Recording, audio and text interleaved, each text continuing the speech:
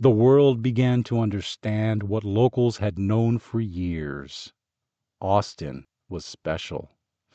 But while music shaped the city's soul, another force was quietly shaping its future: technology. It began with research labs at the University of Texas, rooms filled with humming machines, chalk-covered blackboards, and students who saw the world not as it was, but as it could be. Professors pushed boundaries in computing, engineering, and physics. Grants flowed in, partnerships formed, and soon companies began to take notice. By the early 1980s, tech firms were planting their flags in Austin's soil. Semiconductor companies, research startups, engineering firms. They came for the talent, the university, the affordability. But many stayed for the culture. Austin wasn't like Silicon Valley or Boston. It was looser, friendlier, more human. A place where engineers could code all day and catch a blues show at night. A place where innovation didn't feel corporate. It felt creative. The city was changing again, but this time the transformation felt different. It wasn't driven by survival or politics or geography.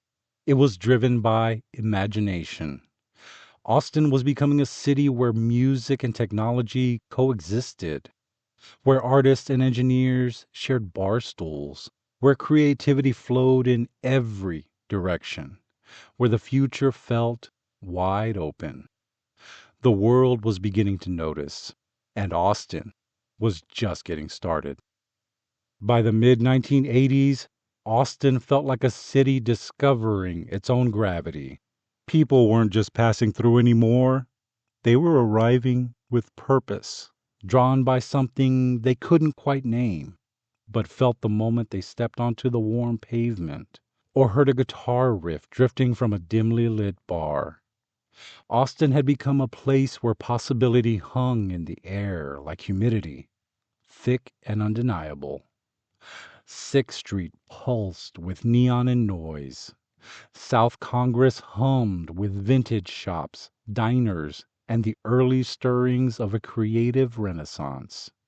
The Drag buzzed with students, artists, and wanderers who seemed to move in a rhythm all their own. Music wasn't just entertainment. It was the city's circulatory system. Stevie Ray Vaughan's guitar carved lightning into the night sky.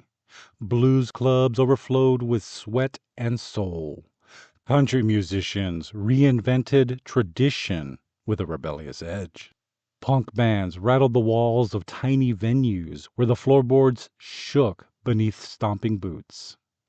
Austin's sound was no longer a single genre. It was a mosaic, a collision of influences that somehow blended into something unmistakably local. And while the music scene roared, the tech world quietly accelerated. Companies like Motorola, IBM, and Texas Instruments expanded their presence, building campuses that rose from the hills like modern temples of circuitry and ambition. Engineers arrived from across the country, drawn by the promise of innovation and by the city's laid-back charm.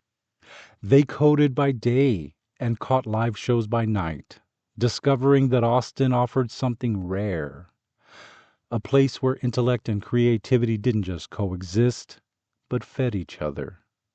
The University of Texas became the bridge between these worlds.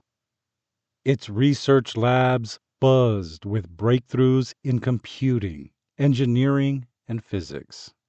Students graduated into a city ready to hire them, a city where they could build careers without sacrificing the culture, nature, and freedom that made Austin feel different from every other tech hub.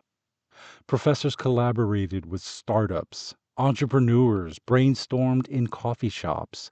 Ideas flowed as freely as the music. And then came a festival that would change everything.